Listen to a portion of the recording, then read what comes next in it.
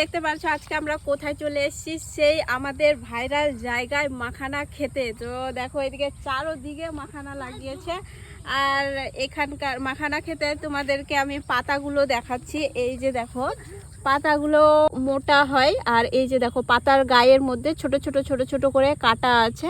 আর এই জলে নামতে গেলে খালি পায়ে নামতে পারবে না, যেহেতু কাটা আছে প্রচুর, পা কেটে যাবে। আর এই দিকে দেখো এই যে মাখানা ফুলের মাখানার হচ্ছে ফুল হয়েছে, দেখো কত সুন্দর লাগছে। আর দেখতে মনে হচ্ছে পদ্ম পাতার মতো, মনে হচ্ছে যে চারোদিকে একদম পদ্ম ফুলের গাছ হয়েছে, কিন্তু না, এগুলো সব মাখানা চাষ করেছে। তো এই বছরে আমাদের এখানে প্রথম মাখানা চাষ করেছে। তো এইটা হচ্ছে আমাদের ডোবা জায়গা। আমি শুনেছি ডোবা জায়গায় নাকি সব থেকে মানে ভালো মাখানা চাষ হয়। তো সেই জন্য এই বছরে সব থেকে বেশি এই যে ডোবা জায়গাগুলো দেখতে পাচ্ছ, এগুলো হচ্ছে মানে প্রত্যেকটা ডোবা জায়গায় এই মাখানা লাগিয়েছে। তো ছোট্ট একটা ভিডিও আমি তোমাদের সাথে শেয়ার করলাম।